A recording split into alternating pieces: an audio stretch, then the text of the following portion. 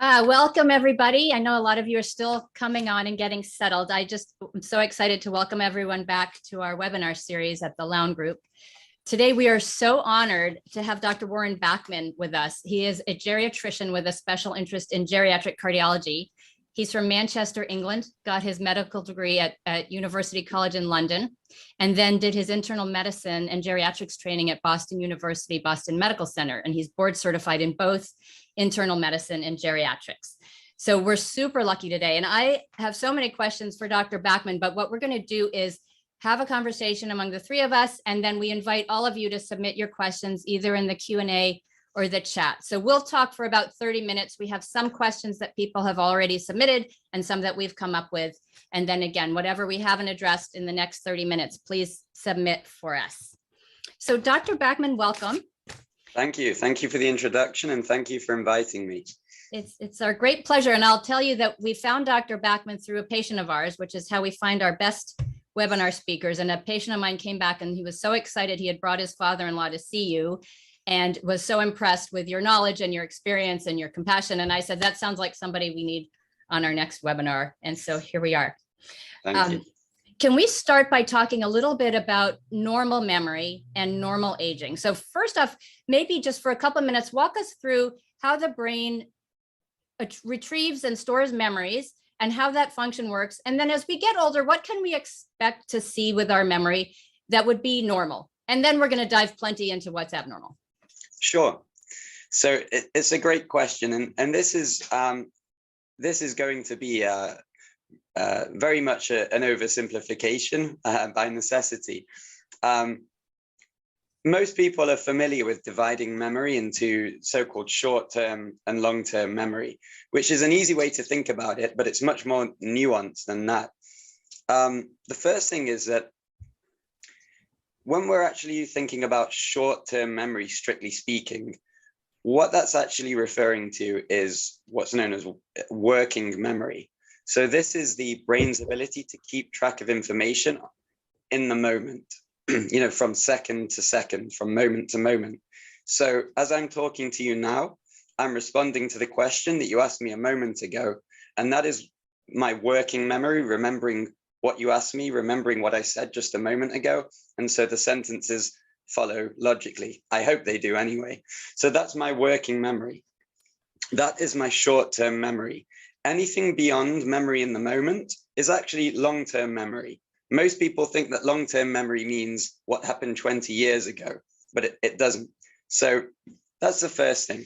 So when we're referring to memory problems generally, or normal memory in general, most people are thinking about the long-term memory, even though they may refer to it as short-term sometimes. And I excuse, as you can probably tell, my voice is not at its best today. So hopefully what I'm saying is clear. So when we're talking about the long-term memory, there's unconscious memory and there's conscious memory. So unconscious memory, for example, would be procedural memory, remembering how to ride a bike, okay? Remembering how to tie your shoelaces, remembering how to use a screwdriver. Those are things that are stored in very different areas of the brain compared to the types of memory that most people are thinking about when we're talking about memory. Most of the time, what we're thinking about is the more conscious types of memory, and they can be broken up into two forms, really. The first one is what's known as episodic memory. So this is where you remember events that have happened to you, or events that you've been involved in, or experiences that you've had. This would be me remembering tomorrow that I participated in a webinar today, or remembering what happened 2 weeks ago or 20 years ago. That's what's called episodic memory. Then you've got the other one is what's called semantic memory. So this is where you remember the meaning of things. So facts, concepts, where I remember what a word means, where if I see a tool, my ability to remember what that tool is for. That's called semantic memory, where you remember the meaning of things. Most people then, when you cut to the chase, most people are really referring to episodic memory when they think about memory, remembering experiences, remembering conversations, remembering things that have happened. So how do those memories actually get into the brain and get stored there? The truth is that nobody knows exactly how it works, but this is the simplified overview. There's two parts of the brain that are crucial to understand here. So the first is the frontal lobes. So right behind your eyes, behind your retinae, that part of the brain is the frontal lobes. There's one on the right and one on the left. When information's being taken in, whether it's information you're hearing, information you're seeing, information you're getting through your other senses, the frontal lobes are taking in that information and processing it and making sure that you're paying attention to specific information. Then it's got to be packaged and stored. So the job of packaging and storing that information belongs to the parts of the brain called the hippocampi. So again, there's one on the right and one on the left. Now the hippocampi, if you touch your temporal areas just here, inside there is your temporal lobes. And if you go even deeper into the brain, towards the middle of the brain, that's what's called the medial parts of the temporal lobe. And that's where your hippocampi are. The hippocampi are crucial in packaging up that memory and taking in the various aspects of the memory and then storing it. Over time, eventually that memory will actually become consolidated in other areas of the brain too. But that's the basic essence of it. And the thing about memories are that they're not perfect. It's quite common to remember an event that happened to you, and you may remember some of it accurately, and other aspects of it may be remembered not so accurately. So it's not a perfect system. And the other thing is memories are consolidated again and again over time. So the more you think about a memory, the stronger it becomes. So if there's something that happened a long time ago that you frequently think about, it's always at the forefront. If there's something happened 20 years ago and you've never thought about it, it might be deeply in there somewhere, but it would be very hard to retrieve. So bottom line is those two parts of the brain, the frontal lobes that take in the information, the hippocampi that package and store that information, those are the crucial parts to think about. And I think the next question you asked is about what's normal with aging. Yeah. Okay. So the main thing that changes with age is the function of those frontal lobes. So they are the bits that take in the information before it's packaged and stored. It is a normal, completely healthy part of aging for the frontal lobes not to function quite as efficiently as they once did. So I can tell you that my ability to absorb and retain information is not as good as it was when I first started medical school, for example. It just isn't. And my frontal lobe's efficiency at taking in information and storing it 20 years from now is not going to be quite as good as it is now. But that doesn't mean that it's going to be completely defunct if I have normal, healthy aging. There is a decrease in the frontal lobe's efficiency with time. So what does that actually look like practically? All of us have had things like tip of the tongue moments where you're trying to remember somebody's name or you're trying to remember the word for something and it's there and you just can't think of it. And maybe it takes a bit longer, but eventually it might come to you. That's because your frontal lobes are having more difficulty retrieving that information. The other thing is the frontal lobes are important for controlling attention. So for example, if I'm sat in a movie theater and I'm watching a movie, my brain has to know that I'm meant to be paying attention to the movie, the conversation. I'm not meant to be paying attention to the conversation that's happening with the people to my right, or the rustling of the popcorn that's happening to my left, or the person that's going to the bathroom and walking down the aisle. So the frontal lobes have to maintain attention on the things that you are trying to remember. And with age, they are not quite as good as they once were. And that accounts for most of the changes with normal aging. So those memories just may not be formed in the first place as well as they were. And you can't retrieve them once they are formed as well as we once did. Is that fair? Exactly. Okay. That's exactly right. So, and is there anything we can do to keep our frontal lobes more functional to slow that process? So this has been looked at a lot, and although it's inconclusive in the sense nobody has proven for sure that anything absolutely protects the integrity of that function over time. I can tell you, for example, that there was a report in 2016 or 2017, I believe, from the National Academies of the Joint National Academies of Medicine, Engineering, and something else, which I don't recall. That's my frontal lobe having a problem. And they found that there was pretty good, but not completely conclusive evidence of three things that can help protect memory function over time. And they are as follows. So number one, and probably the most important one, is exercise, physical exercise. So most people know that physical exercise is great for your heart, it's great for your lungs, it's great for your limbs. Many people know that it's good for your mood. Not as many people are as aware that it's actually crucial as well for other aspects of cognitive function, including memory. So number one, exercise, exercise, exercise. I'm probably preaching to the choir on this one. We love that. Yeah. The second thing is good control of blood pressure.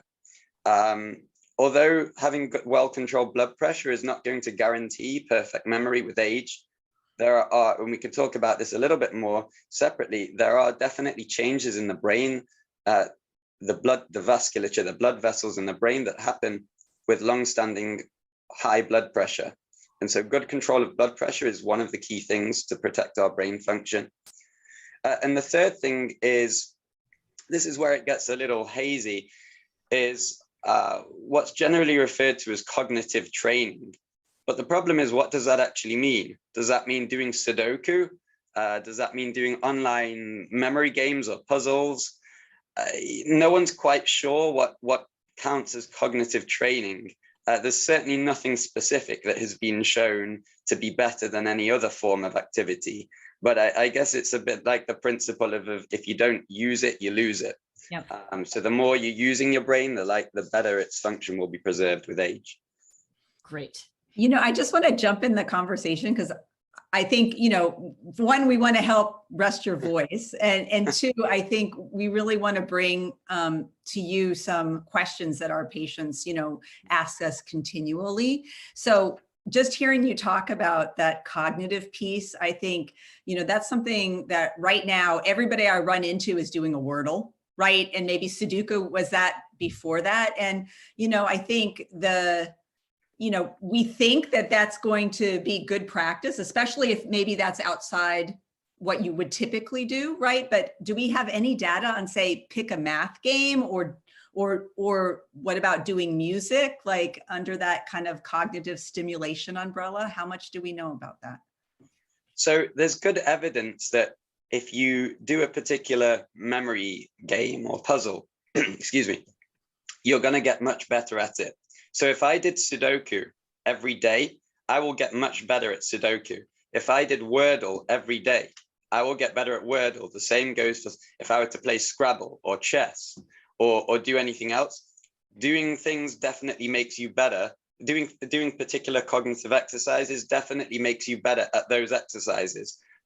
But ultimately, the question is, if I do Wordle or Sudoku or other online memory games regularly, will that make me better in other areas of my life? Will that make me better at being able to function at work? Will that make me better at being able to remember fun facts that I want to remember? Will it make me better at remembering names, which I'm terrible with? And the answer to that is possibly not. Nobody really knows for sure. And the other thing is, those specific games and products, although they're great and they may be entertaining, nobody can say for certain whether that does any more good for the brain than just being socially engaged and interactive. So being socially interactive and engaged, something which many people have been suffering from a lack of during the pandemic, those things are also, very important to stimulating the brain. That brings up an interesting piece, because I think retirement, I hear this a lot from people. For some patients, it really benefits their memory and stress goes way down. For other patients, I have really noticed, right, that the retirement, right, really led to us realizing that there were deficits there. And it makes me wonder, right, with some level of engagement, right, allowing those neuron circuits to really maintain a level of function, that you take away that stimulus, right, and you realize that there's some disease there. Yeah, that's a very difficult one to answer, because it also depends on what was going on before retirement. So, for example, I've mentioned, for example, that exercise is key for maintaining brain health. Well, if what's happening is that before retirement, somebody was very physically active and, doing a lot of aerobic exercise as part of their job, and then in retirement, they found that they're mostly sat on the sofa, particularly during the pandemic, then that's certainly one way to explain why cognitive function may suffer. On the other hand, it could, when it comes to social engagement, well, if somebody was very constantly interacting with other people at work, as opposed to a solitary profession, and then in retirement is really not getting much social interaction, maybe that could explain it. So it's really hard to make sweeping generalizations about that. But it probably does depend on, what the job was before retirement and what the post-retirement situation looks like. And sticking with the normal as well, I wonder if there's any supplements people are asking about, omega-3 or eating fish, or these Pravagen, I think, is one of the ones that people say helps their memory, ginkgo biloba. Are any of those worth the money? There's a short answer and a long answer. The short answer is no, it's not. They're not worth the money if the only reason for taking them is to improve brain function. This comes up with things like vitamin D, vitamin B. Generally speaking, if you've got a deficiency of a particular nutrient or vitamin, especially things like vitamin B, yes, that can affect brain function. But most people who eat a healthy diet and don't have a cause of malnutrition, if they're getting enough of those things through diet, a healthy, balanced diet, don't need to be taking supplements. And taking supplements is not going to improve memory or brain function. But again, I want to emphasize that for people who do have a deficiency of a specific nutrient due to a medical disorder, for example, that's a whole different story. But in general, no supplements have been shown in themselves to improve brain function. Pravagen is one that I guess get asked about all the time, several times a week. Some of the audience may be familiar with this. It's heavily advertised. This is a supplement that costs, I believe, somewhere between $1 and $2 per pill per day, and is available over the counter, and has not been shown in any rigorous scientific study to improve memory or brain function, despite the manufacturer's claims to the contrary. And I won't say too much more about that, other than if you are taking that and spending good money on it, hoping that it will improve your brain function, you may well do better to redirect those funds elsewhere. Interesting. Okay. It's maybe a good time just to talk about how we make the diagnosis of some of these things, because I do think that kind of subjective cognitive decline, right, is really a large umbrella. So how do we add objective evidence, right, when we sense there might be something going on? So when I see a patient who is coming with complaints of memory disturbance, either it might be something that they've noticed, or it might be something that a family member or a friend has noticed, the first thing that I do is really get a good story about what exactly is it that's going on. If somebody tells me that the only thing that's happening is that they frequently misplace their car keys and spend 5 minutes looking for them, and it's a nuisance, and that's the only thing going on, I can probably stop right there. If somebody's telling me that they are completely forgetting the names of all of their grandchildren, when a year ago they remembered all of the names perfectly, that's going to be much more concerning.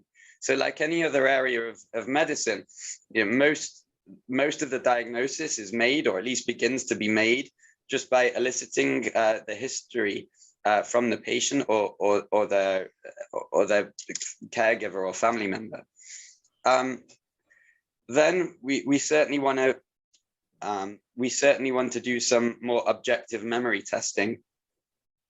Memory tests there's several different memory tests that come in all different forms. Things that take 3 minutes to things that take 4 hours. You can imagine that most of the time we don't do memory tests that take 4 hours, except in a minority of cases when really necessary. Most of them can be done with a pen and paper test in about somewhere between 15 and 25 minutes in an appointment. And the most common ones are things like the Montreal Cognitive Assessment Test, or MoCA, or the mini mental state exam. These are well-known validated tests, and they generally give a score out of 30. And based on somebody's score on those tests, it gives us a rough idea of what their overall cognitive function is. If somebody scores 29 out of 30, that's very encouraging. If somebody scores 12 out of 30, not so encouraging. But we do also have to be careful, because there is some subtle changes that occur with age. So interpreting a score for a 99-year-old is very different to interpreting a score for a 69-year-old. And it also has to be interpreted in the context of a patient's educational level. So if somebody's got 5 PhDs, you're going to expect a different score compared to somebody who may not have completed much in the way of formal education. So again, these pen and paper tests have to be interpreted in the context of the story.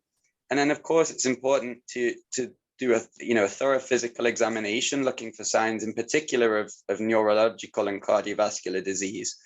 And finally, blood tests and brain imaging tests are often, but not always, necessary to complete the picture. So it's really a multi-domain kind of whole person assessment. And you had said, we kind of store things procedural and then episodic and semantic. So when we go and look for deficits, are we looking for deficits in each of those bins too? Or do we really focus on, more the recall and kind of the immediate short term? If somebody is coming with if somebody is warranting cognitive assessment, what we're really looking at, yes, memory is part of that, but we're also looking at other areas of thinking, things like executive function. Those are things like judgment and ability to follow a logical sequence and maintain attention. So most of the tests that we do, yes, they focus on episodic memory, but they also tend to cover a little bit of everything. It's a bit of a potpourri of cognitive function. And there are certain patterns that we can look for that can be helpful. For example, if somebody is doing absolutely fantastically well in every area of cognitive function that we test, except for episodic memory, that's helpful because it can point us in one direction. On the other hand, if somebody seems to have very good episodic memory, but when we ask them to draw a clock, for example, something that they would previously have been expected to do, and they cannot complete the sequence of numbers correctly, or get the contour of a circle right, or figure out where to put the hands of the clock, that's more getting at executive function and visual and spatial function. So we do look at which areas are affected to what degree. But the truth is, it's far from an exact science, and there's a lot of overlap Sometimes, more often than not, there's usually some deficits in multiple areas. And can you, we sometimes see patients who have something else going on, either a major depression or a major untreated sleep disorder, or something where the memory may be what brings them into the doctor's office, but it doesn't appear to be a dementia, but maybe something else physical or emotional going on. Is there a way to distinguish between that? Someone's only getting 4 hours of sleep a night. Of course, they're not going to have a good memory. Is there a pattern there that you'd expect? Yeah, so to answer, there's a great question. To answer that question, I'm going to go back a little bit to when we were talking earlier about normal brain function, about the frontal lobes that take in information and the hippocampi, which store information. An analogy, which I can't take credit for this analogy, but it's a good one that I was taught, is to think about a filing clerk. In order for memory to get into the filing cabinet, the filing clerk has to get the information. They have to be good at what they do. They have to put that information in the right place. And if you've got a big hole in your filing cabinet and that information is falling down the back, never to be seen again, it doesn't matter how good your filing clerk is. So in this analogy, your filing clerk is the frontal lobes. Okay, they're taking in the information and putting them in the right place and retrieving the information when necessary. And the hippocampi are a bit like the filing cabinet. And if the hippocampi aren't working, it's like you've got a hole in the filing cabinet. But what if the information never makes it into the filing clerk's office? Well, that could be because of hearing impairment. So if somebody's got difficulty hearing and is only hearing, snippets of the information being given to them, that can give the impression of memory impairment or cognitive impairment. If somebody has really severe depression, that can really interfere with particularly frontal, not so much hippocampal function, but frontal lobe function, the ability for the frontal lobes to maintain attention. Sometimes people with cognitive memory impairment due to depression, major depression, it's sometimes referred to as pseudo dementia, meaning it's not really dementia, but there's nothing pseudo about it. It's real. It just so happens that it's being caused by something other than neurodegenerative disease. So depression, anxiety is a big one. Those things can really affect the frontal lobe's function.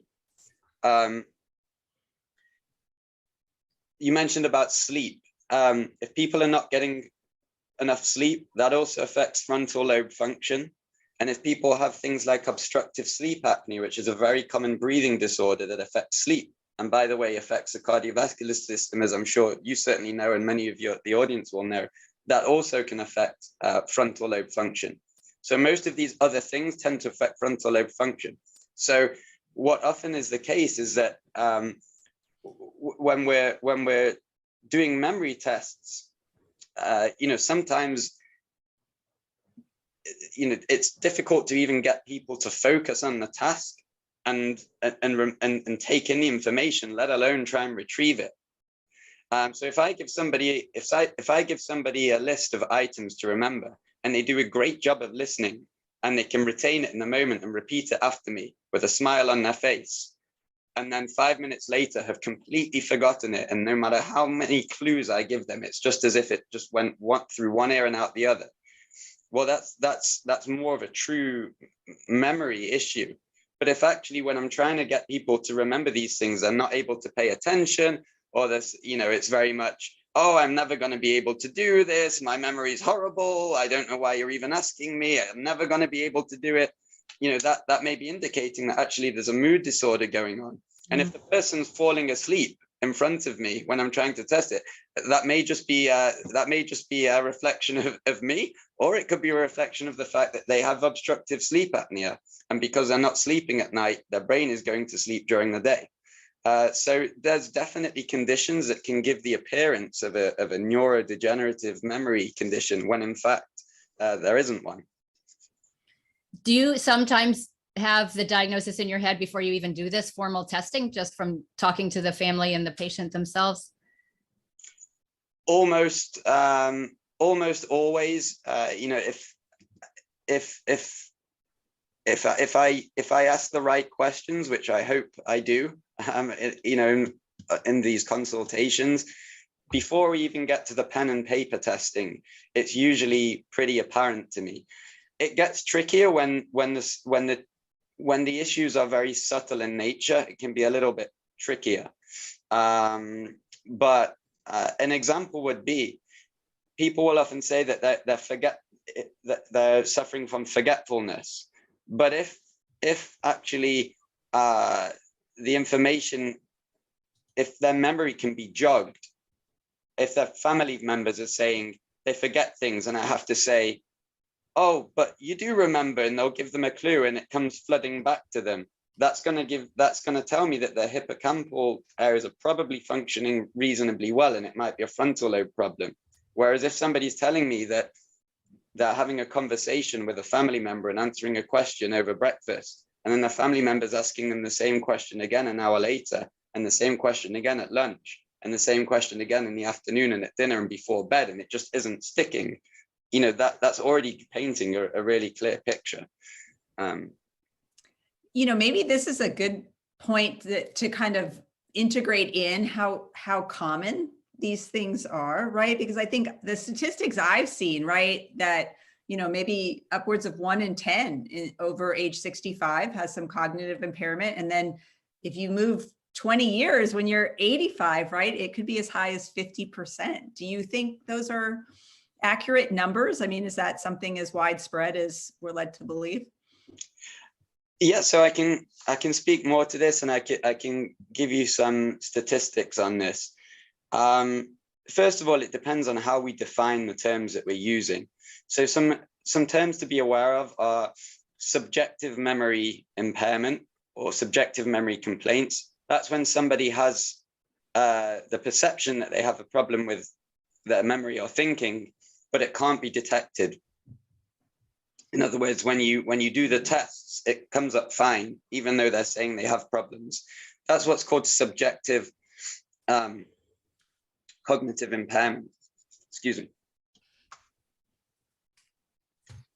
Now, if somebody has cognitive impairment that you can detect on a test, or you can detect on a test and measure, but it's not interfering with their ability to do things day to day and get on with their lives. You know, they're still completely independent. They're still managing their medication, still driving, still managing their finances, doing those things okay, but they have a measurable cognitive deficit, and it represents a change from prior.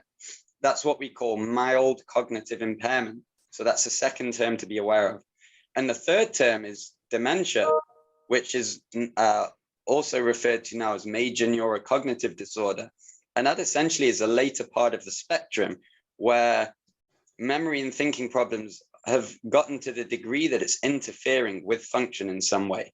And that, whether it's the person's getting lost while driving, or, you know, taking the wrong medication doses, or, you know, or in extreme circumstances being unable to get dressed by themselves. That's the distinction between mild cognitive impairment and dementia. So back to your question of statistics, if you look at mild cognitive impairment, above the age of 60, at least in the United States, the prevalence of mild cognitive impairment is thought to be around 15%, 1-5. But it is associated with age, not because age itself causes mild cognitive impairment, but because many of the diseases that do go along with age. So by the time you get to the age above 80, so between 80 and 85 years old, about 25% of people will have mild cognitive impairment. And of those who have mild cognitive impairment, about a third of them will stay stable, a third of them it may improve, and a third of them may go on to develop dementia. How common is dementia in general? Well, again, it depends on how you define it and what type. If we're talking about dementia on the whole, probably, you know, the statistics I have is that over the age of 65, it's about 11%. Over the age of 85, it's upwards of 40%, 40. So it's hugely common. And if we're talking about Alzheimer's disease type dementia in particular, again, it goes up with age. By the time you get to age 85 and above, more than 1 in 3 people will have Alzheimer's disease dementia. So this is a huge issue, and it's one of the major public health burdens, particularly with an aging population. So knowing those statistics, which I think causes all of us, right, to want to really be aware of this, right? So when you assess that patient we were talking about before that is falling asleep while you're doing the exam, or you suspect it's depression that might be mimicking cognitive decline, in those situations where you find something else, do you see their memory get better as we target those alternative diagnoses? So the first thing I'll say is that in many cases, there's more than one thing causing it. If things were really simple, then anybody that comes in with a memory or cognitive problem will have a single diagnosis. In reality, there's usually multiple things going on. It's a bit like if somebody comes to see you as a cardiologist with complaining of shortness of breath. It would be great if you could kind of just say, well, it's, coronary artery disease and that's it. But in reality, they may have some atrial fibrillation. They may have some heart failure. They may have lung disease. They may be anemic. There's many things that can, so it's very difficult to kind of make broad generalizations. But it's definitely true to say that I have seen patients who, for example, will be very depressed, and with treatment of the depression, their memory and cognitive function gets significantly better, if not back to normal. There's definitely people who, with successful treatment of obstructive sleep apnea, it will improve. There's definitely people I've seen who have been basically completely sedentary during the COVID-19 pandemic, who've noticed that their cognitive function has deteriorated. And after they get into an exercise program of just going out for a half an hour walk every day, and they come back to see me after a few months, there are measurable improvements in their cognitive function. But of course, on the other hand, there are some people who are, unfortunately, despite, trying to identify reversible factors, will have, an incurable condition that's progressive. And, I think I'm glad you phrased it that way, because I think, most of us realize that things are not simple or dichotomous, right, in the answers, right? And there's lots of overlaps. I do like to, remind all my patients that over the last decade, as we've really targeted blood pressure and blood sugar and have been tracking outcomes in cardiology, not only did we see a decline in deaths from cardiovascular disease, but we also saw a decline in some cancers and a decline in diagnosis in cognitive impairment in those patients. So there certainly is some overlap between a lot of these pathways that sometimes are attributed to aging, but is probably maybe aging in the Western diet, right? That we think that our interventions might actually help target. There's some really good questions here about targeting treatment pathways, when you do have a diagnosis of cognitive decline. So can you say a couple words about if you suspected something in the frontal lobe versus hippocampal impairments, and how you kind of approach that, and, how you're gauging your treatment and your recommendations to patients? So we always want to identify any reversible factors, whether it's a metabolic, a vitamin deficiency, or untreated, high blood pressure, or sleep apnea, or depression. If, for the purpose of answering your question more, as more succinctly, if we look at neurodegenerative diseases that cause cognitive impairment and memory loss, the most common ones being Alzheimer's disease and vascular disease of the brain. There are medications available to try to boost brain function. There are generally two broad types. The first thing to say is that none of the medications that we commonly use can reverse or slow a neurodegenerative process such as Alzheimer's disease. But they definitely can, for many people, boost the function of those remaining brain cells that are unaffected. And the common ones we use are a broad category called cholinesterase inhibitors. So these, the most common example would be donepezil, also sold as the brand name Aricept. In appropriate patients who are willing to take the risk of certain side effects, these can, about half of the time, lead to a modest boost of brain function. And the other type that we sometimes use is a medication called memantine, often sold as the brand name Namenda. And again, it's not appropriate for everybody. It depends on what's going on, but that can also provide a boost to brain function, particularly in people with more advanced Alzheimer's disease. But I don't want to give the impression that these medications are wonder drugs. They're really not. They can work nicely for many people, and for others, they show disappointing results. But they may have some side effects, but we do use them often. The side effects, what side effects would you say? I've seen dizziness as a really common one. What have you seen? Well, if we talk about cholinesterase inhibitors, which donepezil is an example, the most common side effects are gastrointestinal. Things like nausea, diarrhea, loss of appetite.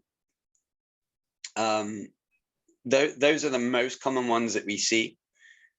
It can also increase urinary frequency, which is not great for many older adults who already have issues with having to go to the bathroom too much. Yeah. Those side effects are relatively common, but not necessarily dangerous. On the other hand, there's much more uncommon, but side effects that can be dangerous, such as a slowing of the heart rate. So I'm always cautious. If I'm going to consider prescribing these medications, I'll always make sure I know their cardiovascular history, and we'll do an EKG or an ECG, as I call it in British terminology, to make sure there isn't significant conduction disease. As far as dizziness is concerned, that's definitely a frequently reported side effects of both cholinesterase inhibitors and memantine. But it's hard sometimes to pass that out because a lot of these patients are taking other medications that can cause dizziness. Yes, for sure. I want to introduce Jonathan Gerbode Grant, who's our nurse practitioner. He had some questions as well. Jonathan, do you want to just ask those live? Yeah, sure, if you don't mind. First, Dr. Backman, this is really great. I love this sort of common sense approach to cognitive decline and your comments regarding exercise. I have a bunch of questions. I want to make just a couple. First, just in reference to Aricept and cholinesterase inhibitors and the conversations that you may have with patients' families that are pushing for these medications for their family member that may have cognitive decline, and how important it is to sort of bring the patient into that conversation and how you go about doing that softly. So I will say that before I talk about, I usually don't talk about medications on a first visit for memory impairment. Even if it's very clear to me that the person probably has Alzheimer's disease, I almost never will start prescribe a medication in the first instance. And that's in part because particularly as a geriatrician, I'm very much a less is more kind of person when it comes to pills, but also because patients and family members are still kind of trying to understand the diagnosis and what the implications are. And I don't think it's usually an opportune time to start talking about medications and benefits and risk, at a first visit. The other thing that I reiterate to people is that there's no rush. It's not a lost opportunity if you want to think about it and delay the medication, because these medications are not affecting the underlying disease process itself. It's not like you have to rush to start them, otherwise you've missed the boat. Because ultimately, even if you decide 6 months down the line to give it a try, you've not necessarily lost anything by waiting. As far as side effects. The other thing is I'll tell all my patients with or without memory problems that exercise is the priorities number 1, 2, and 3, certainly before medications. But, when discussing the benefits and risks and side effects, I tried to engage in shared decision-making with my patients. Even ultimately, the patient comes first. If the family members are pushing for a medication and the patient doesn't want to, ultimately the patient's decision is what's most important, provided that they have, provided it's an informed decision.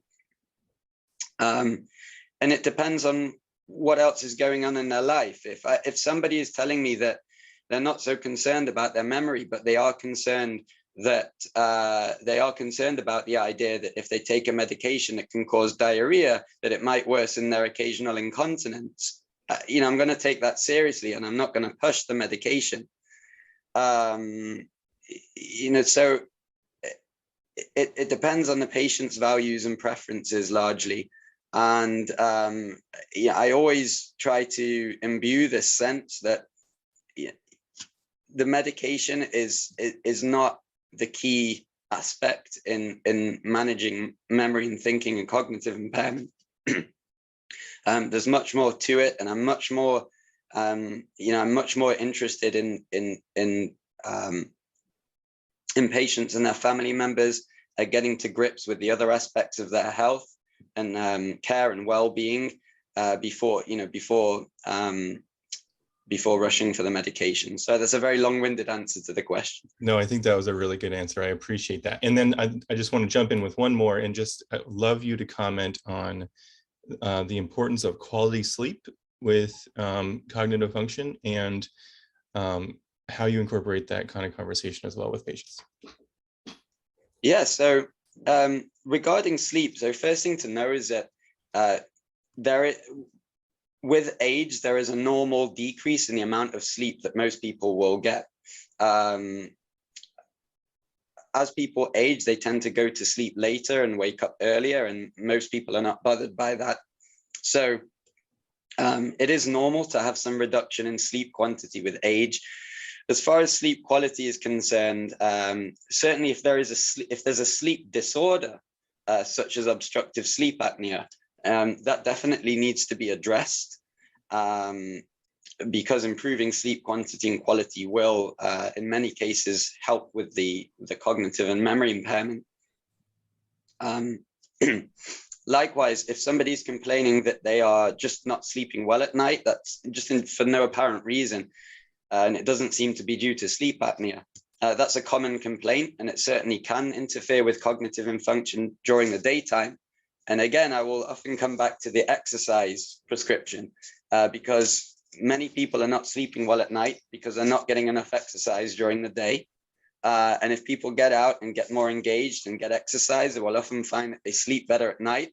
And there's one theory about how exercise helps brain function. One of the theories is that because it helps people get a better night's sleep, provided that you're not exercising 5 minutes before you go to bed. So we do want to address sleep concerns, but one thing that we do not want to do is we do not want to rush to prescribe sedating medications, things that will kind of knock people out chemically to get them to sleep. More likely than not, that will end up exacerbating the issue with cognitive function. Thank you very much for those answers. That's great. There's a couple questions in the chat. Some respected aging researchers at Harvard and Stanford are taking prescription metformin themselves to stave off aging, including cognitive impairment. Could you weigh in? Yeah, I've heard of this, and I know there are ongoing research studies around metformin and trying to ward off the effects of aging. There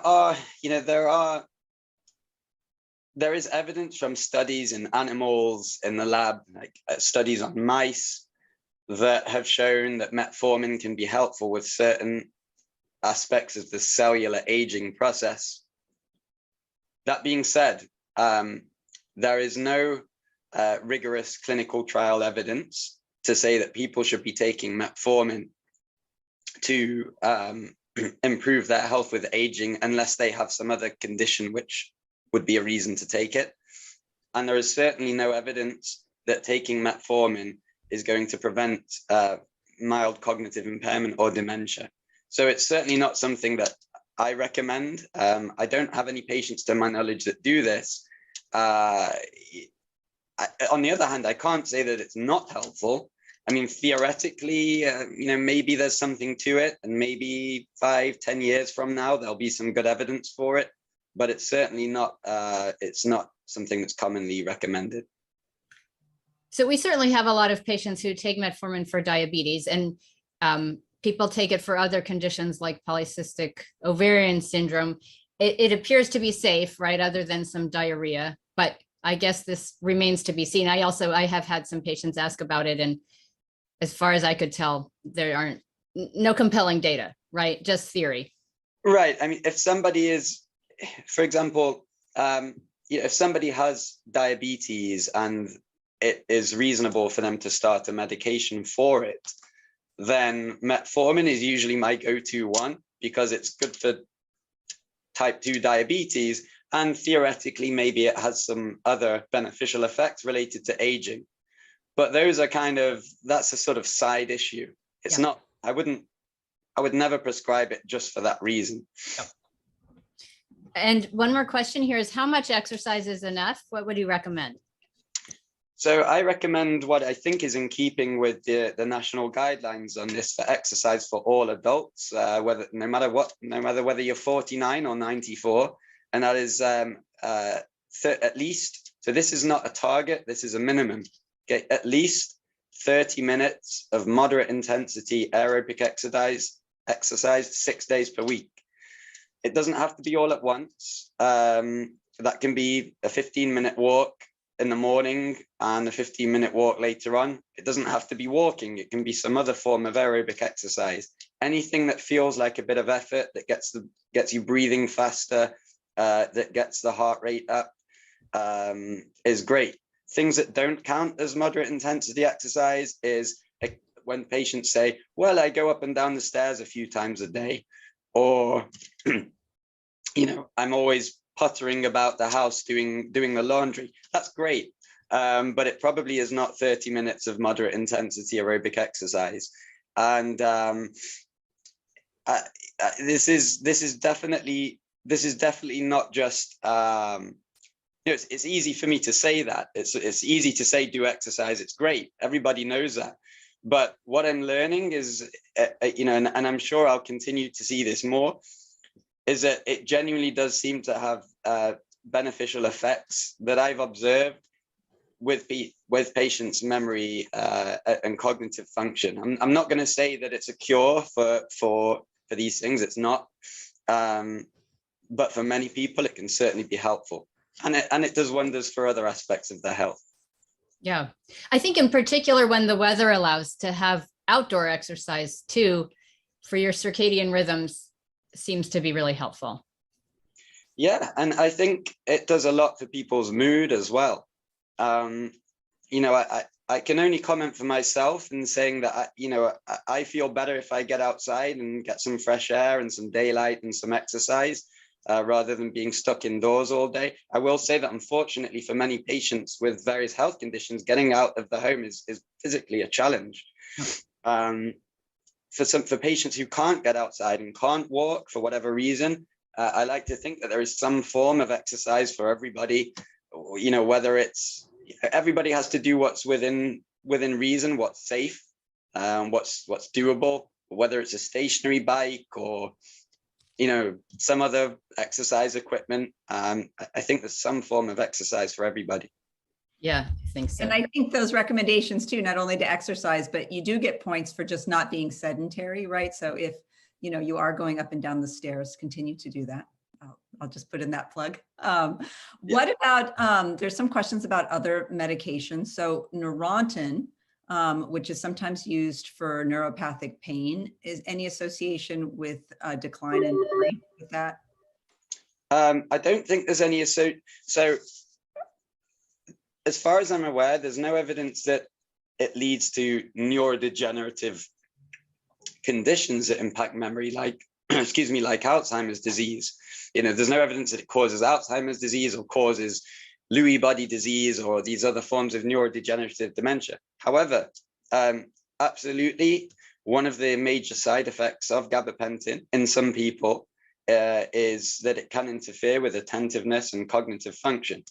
Of course, if somebody needs to be taking gabapentin for some other reason, they may need to continue it. Sometimes a dose reduction might be appropriate. Sometimes if the person's taking it 3 times a day and they can get by with taking it just at night, that can be helpful. But to answer the question, one of the known and recognized side effects is cognitive and memory impairment. Yeah.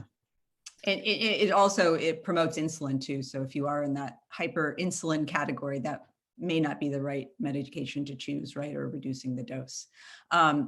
Maybe that opens the door to talk about other things that we routinely use in our American lifestyle, such as coffee and alcohol. Any opinions on other habitual things that you see in patients and recommendations? So it sounds cliched, but everything in moderation, right? So actually a cup of coffee and a little bit of caffeine can actually improve attentiveness and frontal lobe function. I mean, I notice that sometimes I feel I can concentrate better after a cup of coffee, but that doesn't mean that I recommend that my patients with memory loss should drink 10 cups of coffee a day, because that will probably have many other unintended consequences and then affect their sleep quality.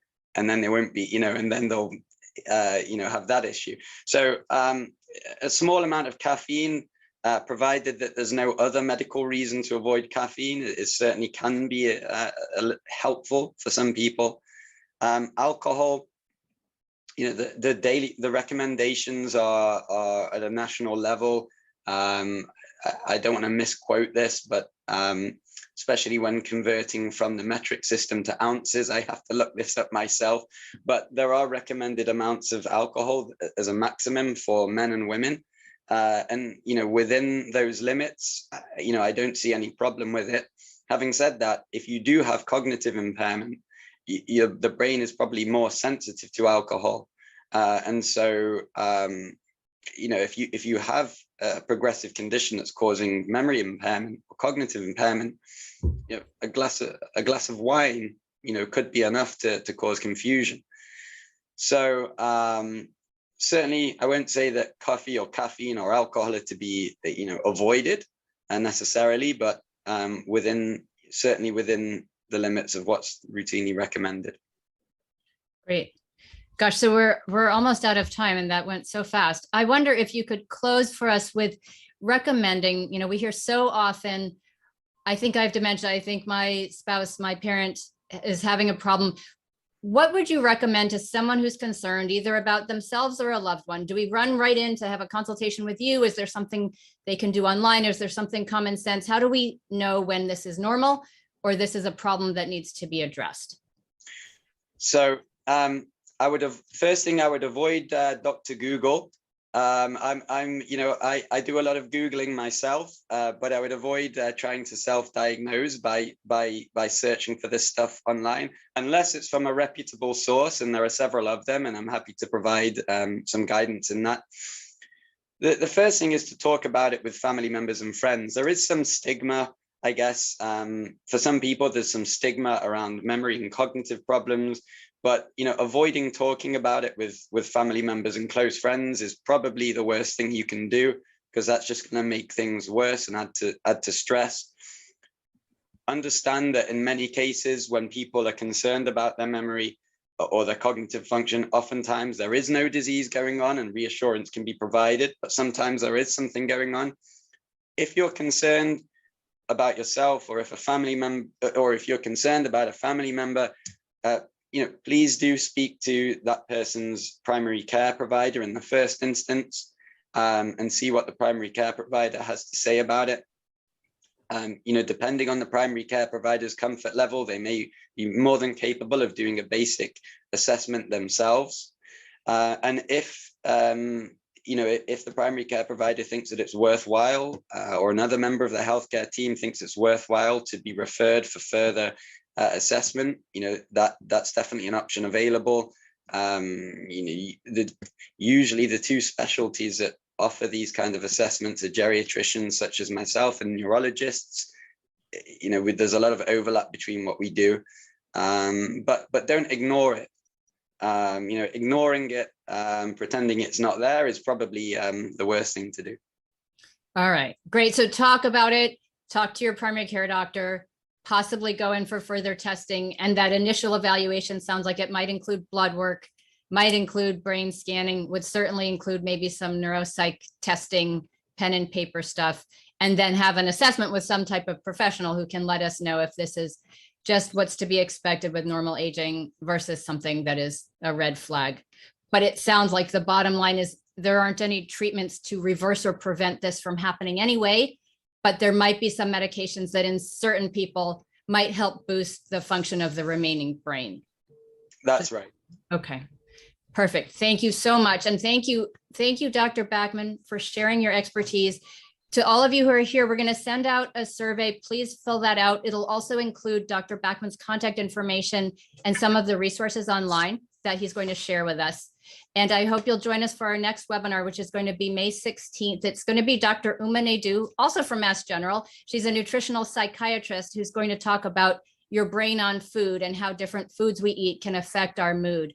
So that's going to be a really exciting one as well. But Dr. Backman, huge thanks. I think we all learned a lot today. Appreciate it. And thanks everybody for coming. Thank you. I enjoyed it very much. Thank you for inviting me, and take care, everybody.